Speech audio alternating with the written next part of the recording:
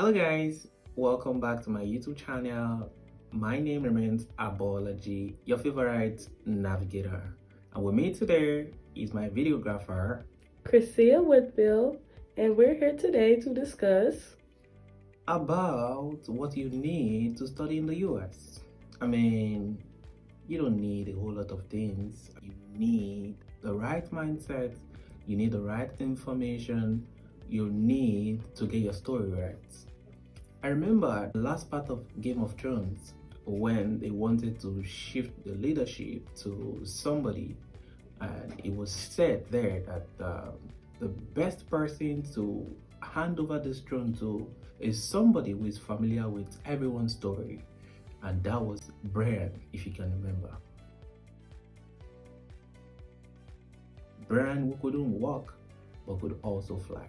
So today, as an international student, if you're planning to come to the US to study, you need the right mindset. You need a mindset that can do something. Your mindset must be ready to win. You don't need anybody to motivate you. You are your own motivation. If you really want to come to the US to study, then you need to decide. But if you don't know how to navigate yourself around it, then what do you do? What do you gain exactly? So you need to write your story yourself. Yeah, it is you. You have your own identity, you have your personality, you have your own experience, you have your education. You just need to craft it in the best way possible that would have a lasting memory in the minds of the reviewer that, oh, we want this person, in our university. And boom, you find yourself there.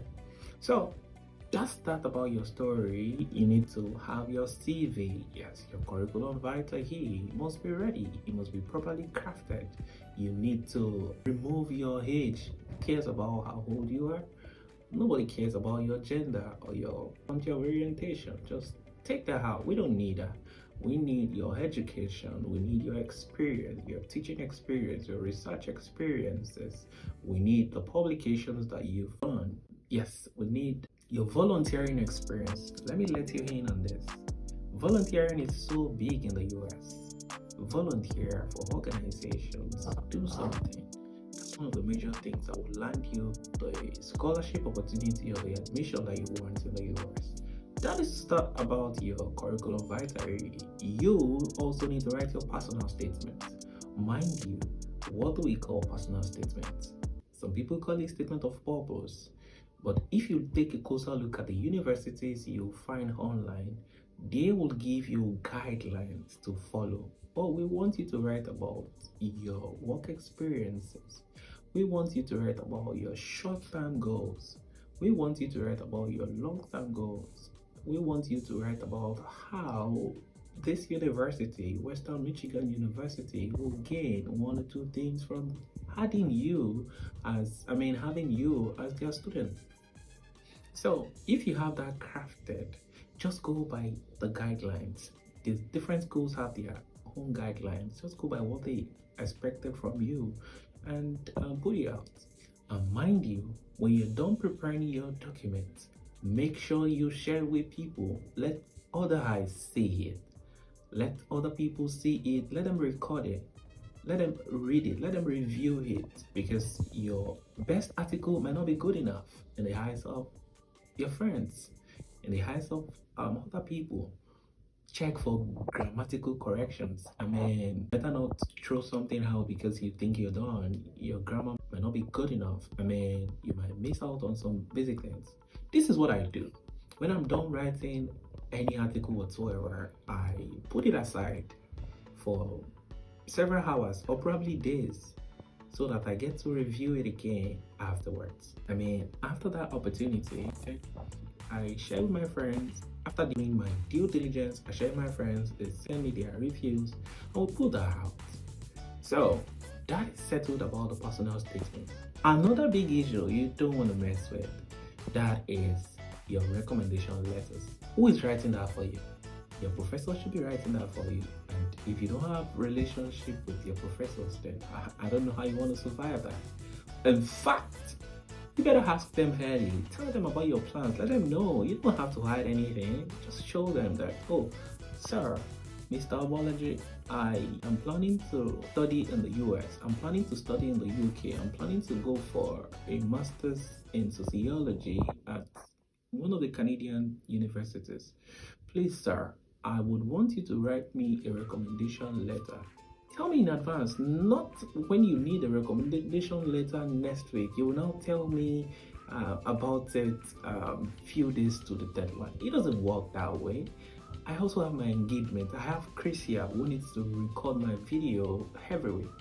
So I need to put stuff out for people serious about relocating to the US. So we spoke about the mindset you need to move to the US. We spoke about the CV thing. We spoke about the personal statement and your letters of recommendation. If you have other engagements, if you have other things you've done in the past, make sure you submit it, because you don't know what's going on. You are submitting applications with people all over the world. People are submitting from China, people are submitting from India, people are submitting from Germany, from wherever. So you don't know who your cohorts are. You just have to bring all your arsenals, bring everything out, bring all that you have at home, and you're definitely going to be good. So I am assuring you that you have all it takes to study in the US.